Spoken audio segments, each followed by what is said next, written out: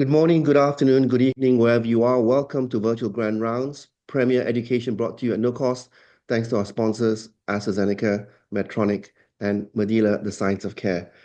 This week, it's a great delight for me to present a huge, obviously a very famous robotic surgeon who's had over 20 years of experience uh, presenting to us live from New York at about 3 a.m. It's Professor Bernard Park, who's going to talk about technological advances and challenges in robotic surgery. Bernard, over to you. Thank you, Eric, and I want to thank the Foundation Trust for the opportunity to present to all of you. Welcome from New York. I'm going to talk today about robotic thoracic surgery, technical advances, and some challenges that I see moving forward in the future. These are my disclosures. I was going to talk a little bit about the historical perspective. The current status of robotics in thoracic surgery. I'm going to focus mostly on lung resection. And then I'll talk a little bit about some of the technological advances, particularly some new platforms, as well as artificial intelligence. And then briefly on sort of future perspectives / challenges in the field.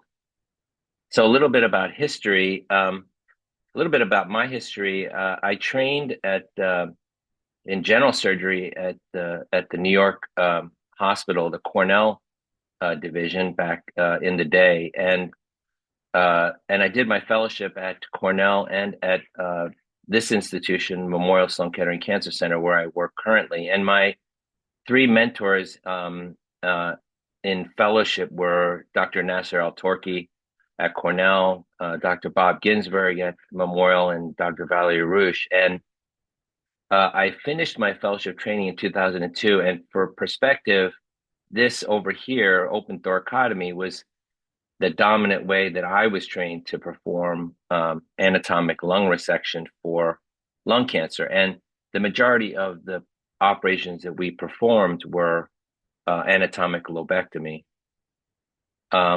Around just when I started my residency in 1993, there was the first publications of minimally invasive or VATS thoracoscopic lobectomy for treatment of a variety of conditions, but mainly lung cancer, from a number of different centers and innovators, including in the UK, Sir William Walker. And by the time I was finishing my fellowship, minimally invasive lobectomy was becoming quite well accepted for the treatment of early stage lung cancer. And when I finished my fellowship and I was hired to stay on at MSK, our hospital happened to have the standard robot. So this is a picture of the standard robot, single console. Actually, this version, it wasn't even representative of the version we had. Back then, it only came with 3 arms. You had to spend an extra, I think, $100,000 for the 4th arm. And interestingly, and not well known by a lot of people, but the original United States FDA indication for the robotic technology was for cardiothoracic surgery. And so in 2002, Dr. Rush was the chief at the time. She wanted to expand our approach to early stage lung cancer with minimally invasive techniques. And she said, "Oh, we have this robot. It's sitting around collecting dust. Why don't we see whether we can use it?" And because it was FDA approved, we did not have to necessarily have it under a clinical trial, although we did consent our patients for the use of it. But we had no guidance. We had no proctors. There were a couple of series of published of robotic assisted, let's say lower lobectomies, but there were no technical guidelines at the time. So we fit the robotic approach to our VATS approach, which we learned from Rob McKenna. And so 3 incisions, because we only had 3 arms. And so this is me as a very young man. trying to dock the robot, you could see the utility incision. So we did use a utility incision. This was my fellow at the time. And you could see him shaking his head. He's wondering why he's the first assistant for this bogus technique that nobody's ever done before.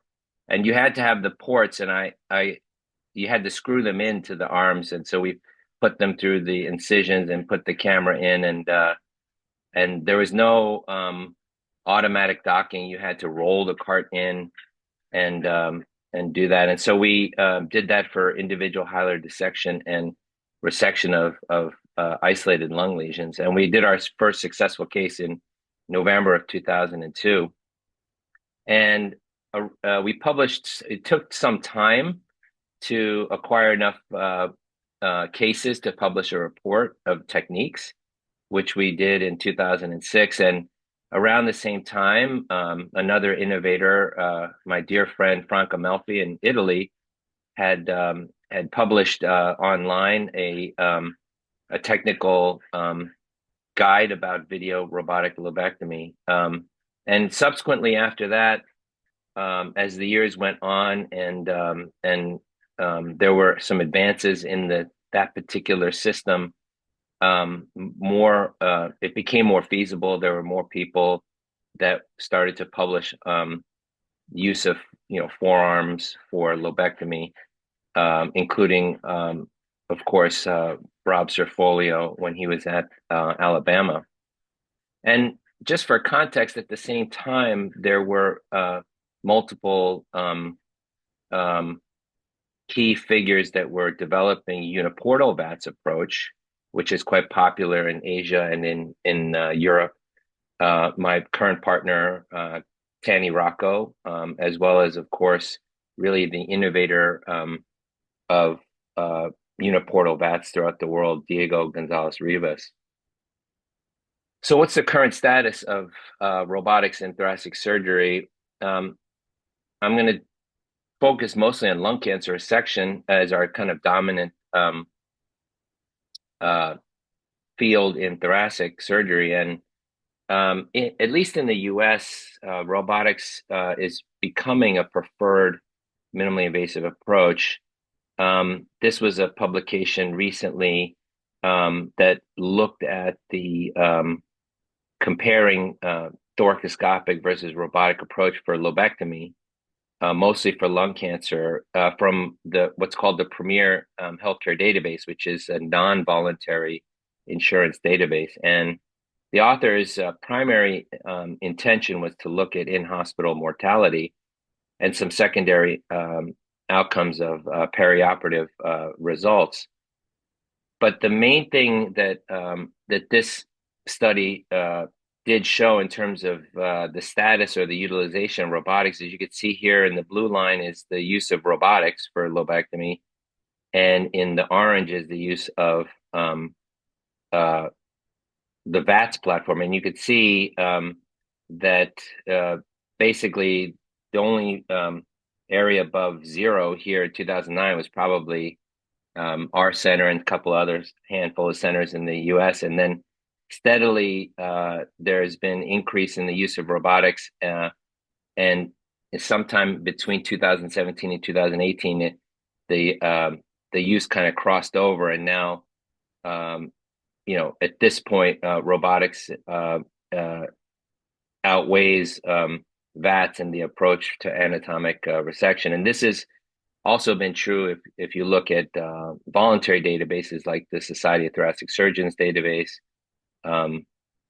This is true as well. And when they looked at the comparison, the in-hospital mortality was no different between robot and VATS. The length of stay was slightly lower in the robotic arm, and the incidence of bleeding either during or after surgery was a little bit less in the robotic approach. But of course, the patient charges were quite a bit more expensive in the robotic group. And interestingly, we had seen similar things when we did a large cohort study at MSK. We had the advantage of having all three approaches at our institution for quite some time. and we had published our long-term results looking at lobectomy for clinical stage 1 lung cancer by either robot, VATS, or thoracotomy. And we were really looking at survival, and we showed that the survival was no different based on the approach. And we were able to show that the factors that were associated with outcome had nothing to do with the robotic approach. It had to do with the age of the patient, the differentiation of the tumor, the lung function, but approach was not statistically different between the three. And really, what we wanted to show with this paper was that minimally invasive approaches were at least commensurate with the traditional open approach. Interestingly, we showed many years before other studies that, again, length of stay was shorter with the minimally invasive approach. The number of lymph node stations that were sampled, the median was significantly higher in the robotic approach than in the VATS or even the open approach. And subsequently, there have been 3 randomized trials looking at robotics versus thoracoscopic approaches for lung resection. And the vast majority show that robotics is not inferior with respect to perioperative outcomes, and that robotics is associated with greater lymph node yield. But of course, that the robotic approach does have higher direct costs. This is the Roman study, which was a multi-center randomized trial done in Italy. The randomization was done prior to the procedure, with the primary objective being perioperative outcome. And it had a plan to accrue 150 patients to each arm, but was closed early due to the unlikelihood that it would be demonstrated that robotics was superior. This is the RV Lobe trial, which was a single randomized controlled trial from Shanghai. The randomization was done intraoperatively, which is kind of interesting. And again, the objective in this case was 3-year overall survival and degree of lymph node dissection. Again, with a similarly planned accrual of 300 patients. And this was using some of the previous systems, the S and the SI, when patients were not blinded to the which option they had. And then lastly, the Revolve trial, which was an international multi-center trial, which was blinded for our robot versus VATS for isolated lung cancer. In this case, it was a mixture of early and later stage disease. But the primary endpoint was differences in health utility scores and quality of life at 12 weeks. And this table kind of summarizes what the major outcomes of these only randomized trials with not that many patients, but basically, again, that robotics was not inferior to VATS for oncologic outcome, and that in the Roman trial there was better lymphadenectomy with robotics, and interestingly in the Revolve trial, that when you take into account quality of life, that robotics was in fact cost effective, and there were also benefits in the lymph node harvest. So what about technical advances now within robotics? I'll first go over some the new platforms. I was trying to figure out how I would organize this, and I think it makes most sense to talk about obviously the offerings from Intuitive Surgical, which is kind of the dominant leader in the field. So what are the advances currently? There are 2 major advances right now are the DV5 platform, which is the newest, the 5th generation, hence 5. And the main difference is the robotic cart, the working arms are identical to the previous generation, the XI, but the major advances are the surgeon's console is a little more ergonomic, a little more sleek and advanced, and the computing power is enhanced and streamlined. And the other major difference is the availability of force feedback for the surgeon to know how much force they're exerting on the instruments and therefore the tissue. The second innovation is the SP, or the single port platform, seen here with a 2.5 millimeter port through which 4 instruments come out, including an articulating 0 degree but high definition 3D camera. And the SP has just recently gotten US FDA clearance for thoracic indications, thymectomy, lobectomy, not esophagectomy. And we at Memorial, we're part of a multi-center trial in the US to gain FDA approval. And it was based on some work that Diego Gonzalez Rivas had done, looking at outside the cage or subcostal lobectomy. So make a subcostal incision around the 7th to 9th intercostal space, and then insufflate the chest and dock the arms. So this was a case that I did. Somebody had very good lung function, no tissue diagnosis. I had offered her actually a multi-port segmentectomy, but she wanted to have a lobectomy. So I said, okay, well, we can try it with the SP, and this is just a video.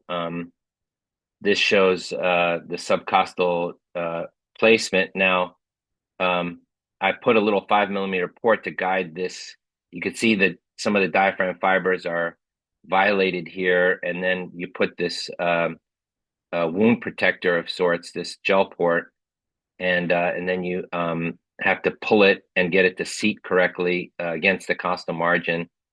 And then you can insufflate CO2, and then you can dock, and you're essentially air docking. So the 2.5 centimeter port is actually outside the cage, and then you put the arms through the subcostal incision. And so I won't belabor the details, but this, for some of the thoracic surgeons in the audience, this is just, I like to start my lobectomies with the posterior dissection. So some of the differences with the multi-port versus the single port, usually I have a bedside assist with a suction device, and that's not really available.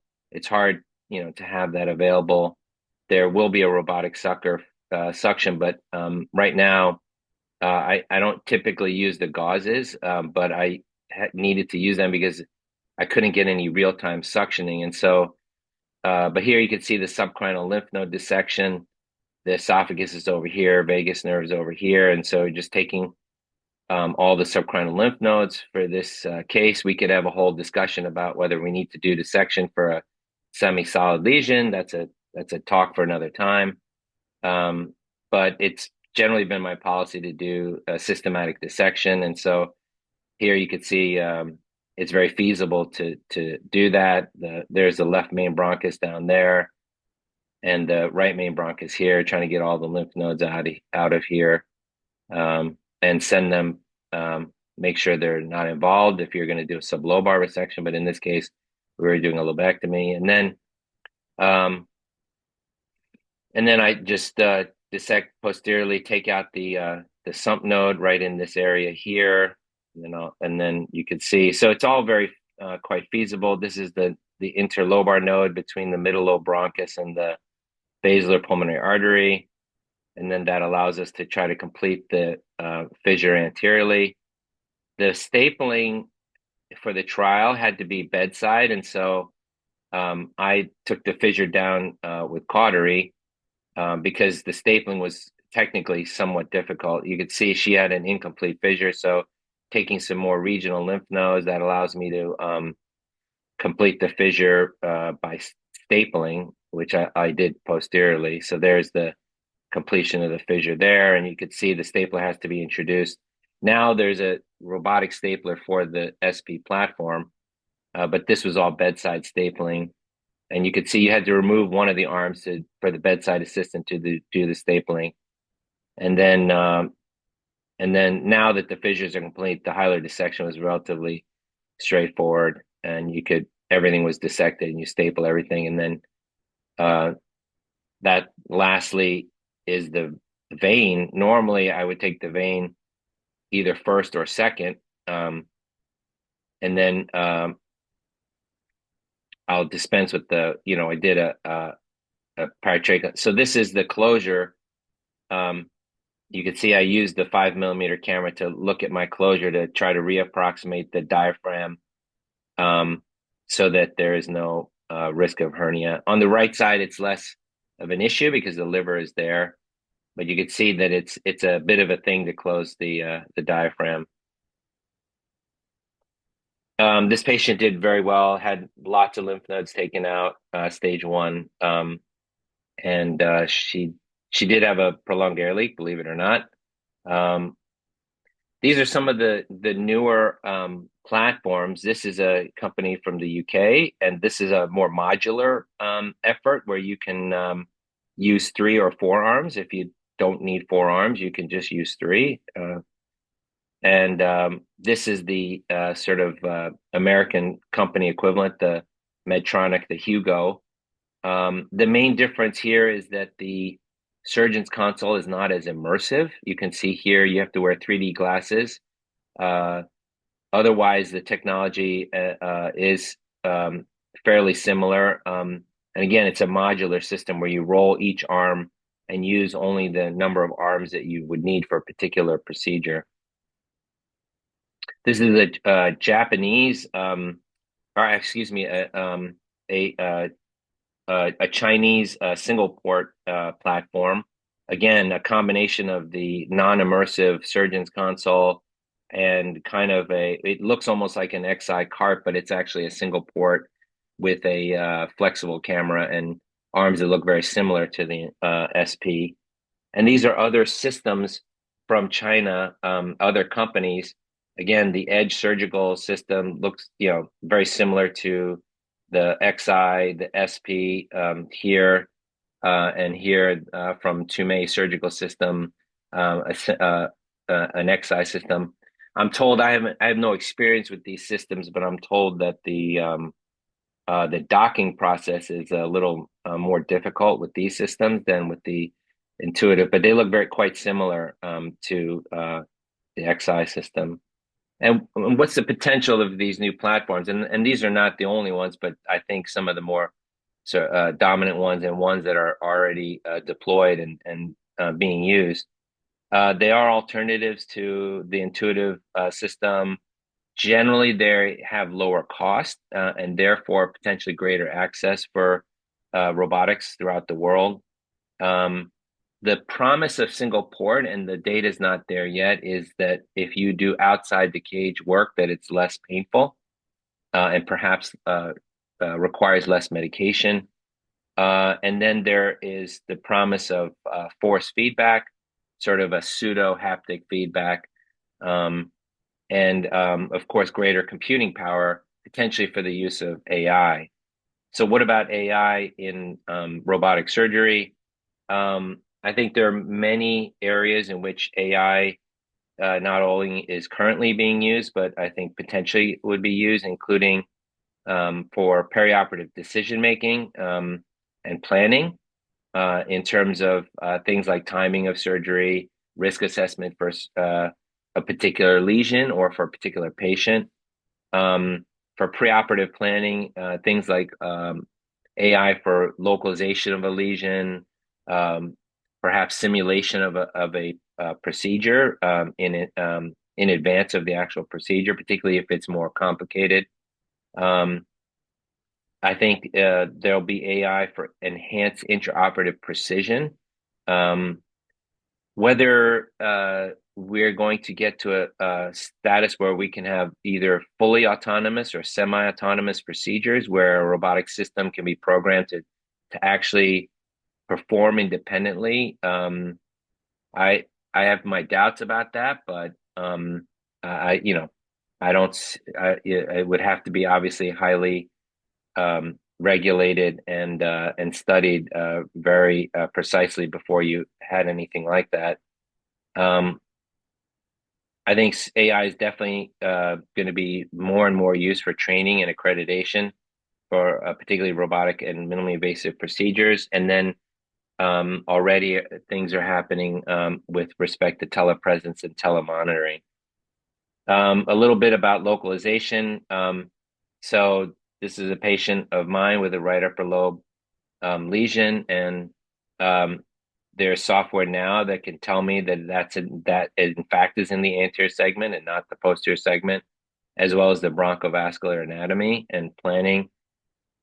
Similarly, for margin assessment, you know, programs now can tell me that this is in S6, the very edge of S6, and it can tell me what the margin would be if I wanted to have a 1.5 centimeter margin for a 1.4 centimeter lesion. You could see that it starts to go into the posterior segment a little bit, so I have to account for that if I want to do a sublobar resection. It helps with anatomy. You could see this shows venous anatomy here that matches precisely with what we find in the operating room, particularly for more less common segments. Similarly with the arterial anatomy here, showing the branches quite precisely. And this is can result in augmented reality. So this was a publication recently about deep learning to create 3D reconstructions from 2D CTs to help with dynamic reality, not just static models. So they took the AI did segmentation and simulated reality, and then integrated that into the vision card and the surgeon's console to be able to have augmented reality during surgery.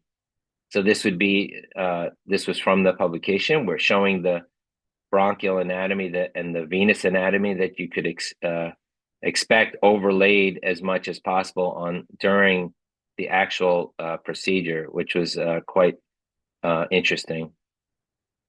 So what is the future in robotics and thoracic surgery? I think that you can see here that over time, robotics has increased quite a bit, but you can also see that one of the major problems with the current dominant system is that in certain areas, there's been great increase, the US and Europe and Asia. And then you've got the rest of the world, which has, combined probably less robots than in like the state of New York, which is a big problem.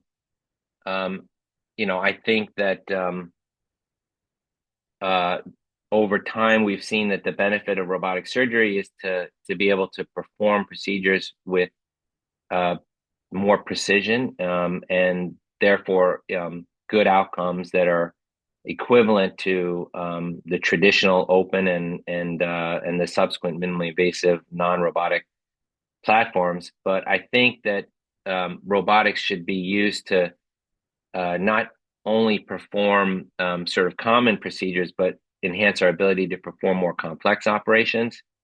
And I think it should be utilized to find ways to improve not only perioperative outcomes, but the patient experience. And so ineligible patients, can we do outside the box surgery, outside the cage surgery to reduce pain and increase recovery.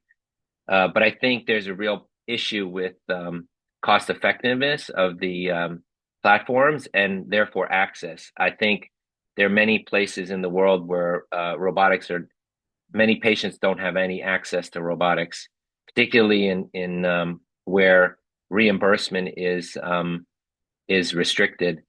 And then what is the role of AI in all of this? I think really to help achieve, all of the above.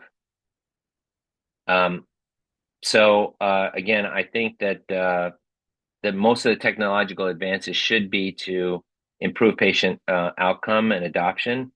But we as utilizers of the technology need to prioritize cost effectiveness and democratization of the field.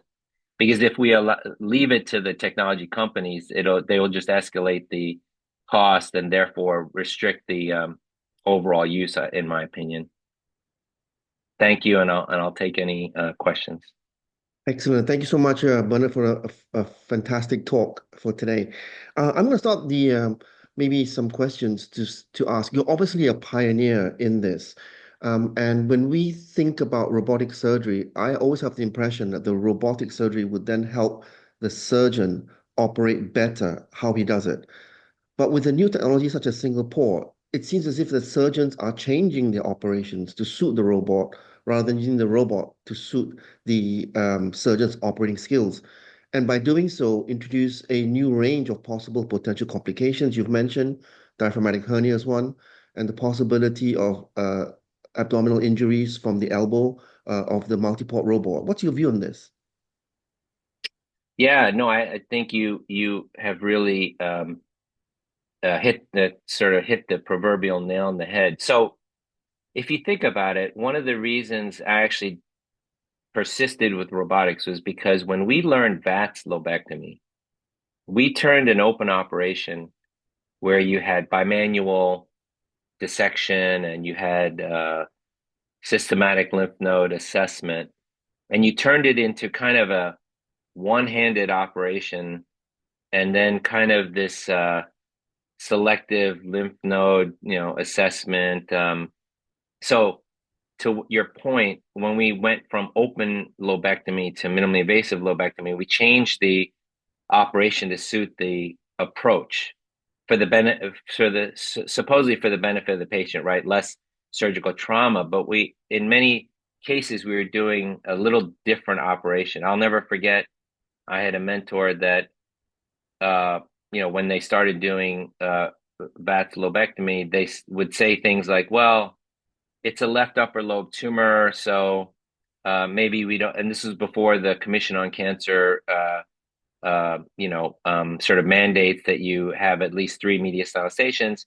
They'd say, "Oh well, we probably don't need to dissect level 7 because it's a left upper lobe tumor and it's a little smaller." But back in the day, if we made a left thoracotomy, we would sample or dissect the subclinical space every single time. And now, in fact, it's like a mandate that, almost every lung cancer resection, whatever lobe, it should be the subclinical. But my point is they changed the operation to suit the platform rather than the platform. So robotics, to me, fixed that because it allowed you to do the operation that you intend to do. It made it easier for you to do that. So I agree with you 100%. So right now, for instance, a lot of people who are pushing the SP platform in the US, they're restricting it to people that are not too tall and they have to have a certain BMI, right? Because it's not one size fits all. So I think the answer to your question is it's our responsibility as surgeons to use the platform to enhance our ability to perform the procedure. We should not change the procedure just to push the platform. And I agree with you. There is going to be reports of diaphragmatic hernia. On the left side, there's going to be reports of gastric injury, splenic injury, and so if you have an obese patient, where you're worried about the high riding diaphragm, if you have a post-induction patient or somebody that needs a complex segment, then it probably is not right for the SP platform. But it's kind of our responsibility to mitigate that. I don't, because the companies won't do it. They want you to use the SP robot for everything. And I don't think it's reasonable, but it's kind of our responsibility to recognize that, I think. Yep. In one of your slides, you mentioned that it's a problem that the rest of the world have 200 robots, which is less than the state of New York. But also, similarly, you've mentioned the high costs of the robot, and presumably the robots are distributed to the higher income countries across the world. So you mentioned it's a problem, but maybe come back to you on that. So maybe it's not that big of a problem since the healthcare economies are saving money, given the huge issues with cost effectiveness for robotic surgery. Yeah, I think cost effectiveness is a extremely complicated topic because you know it's hard to calculate the value of if you just look at direct costs, the robot will lose every single time. But if you look at things like for instance, it's fairly repeatedly established that for let's say post-induction cases done minimally invasively, that the chance of conversion and bleeding and problems are much less with the robotic system than if you did VATS. And so there is a cost savings, when you use a robotic system over the VATS or even an open, approach for those cases. And it's hard to, calculate that, as opposed to, let's say, a stage one, very easy, lobe, or let's say for an atypical segment, it's much more likely to be accomplished robotically than any other, modality. And so you have to take all those things into account. So, I agree with you. The barrier is that many times you have to justify acquisition of the system. And for the administrators that run the hospitals, it's hard for a surgeon to put together a plan where you're going to show, cost benefit, because it's more about the charges and the reimbursement and less about the, sort of downstream, effect of using robotic, so for us as surgeons, we're not naturally finance people. It's hard to put together a plan to justify acquisition. Perfect example, we were in the trial for SP, but our hospital refuses to get the SP because they say, well, what's the plan? What's the plan? Who's using this? How are we going to pay for the robot if it has to be utilized, 80 to 100%, to justify the cost. Even in the US, where you can bill for a robot, insurance company generally will not challenge you. They will reimburse you for the use of the robot on your judgment. I'm not even talking about systems where they say, well, unless the patient has private insurance, the NHS is not going to pay for the SP, it's not proven, whatever. So even our hospital, they refuse to get the SP right now. We have to give more pressure, give more justification. It's not simply like, okay, they need to see a plan that it's going to pay for itself. You know, they don't see, oh, a patient gets out of the hospital earlier, they have less pain requirement, they have less visits to the ED for pain, or this or that, they don't see that as the cost justification. Excellent. That's so interesting. Quick question from the audience. Dr. Hashmi is asking what your experience is with clinical outcomes on a subcostal SP approach. Is there any difference in pain scores, for example? No, that's a great question. Like I said, because the approval was just basically early in this calendar year, most of the studies now are now being conducted, because the original uh, you know device exemption study that we had to do, the outcome was perioperative outcome. It was not like mortality, in-house mortality, and morbidity. They had, quality of life was not being accounted for. So right now, the studies are being done, and I expect that there'll be some publications about that shortly. But a lot of the publications right now are sort of, feasibility studies now that it's been, released. But I suspect, I mean, the anecdotal evidence is that I would say overall patients have less pain, but there's nothing been published currently about that. Excellent. And final question from Jens Ruckert. Great question. What's your actual criteria to choose when you would do a robotic approach, and which system you use? I mean, we use the XI system currently, although we do have some DV5s as well. Um, and I any approach that I'm going to do something which I consider to be complex, minimally invasive, I'll do robotic. So, for instance, I do most of my transthoracic esophagectomies fully robotic, both abdomen and chest. Any complex mediastinal work, thymic resections, anatomic lung resections. If I'm doing a wedge resection for metastasis, then I don't use a robotic system for that. If I do an intentional sublobar like a wedge for lung cancer, I'll use it not for the wedge resection, but for the lymphadenectomy, the systematic lymph node dissection. So I personally use the robot a lot because my patients they don't have to pay directly for it. And I find a lot of, benefit to me as a surgeon to use it when I want to do something, which I consider to be harder to do with 2D vision and straight instruments. So, for instance, dissecting the subchronoidal space from the left side, um, you know, um, doing sleeve resections, things like that, I find to be harder to do non-robotically. And so, but I use the robotic platform a lot. Excellent. Thank you so much. Thank you, Bernard, for a phenomenal talk today. Leads me to thank our sponsors, AstraZeneca, Medtronic, and Medela Sites of Care. Next week, we have Dr. Samuel Kim from Northwestern University talking to us about strategies to overcome the learning curve in thoracic surgery with robotics.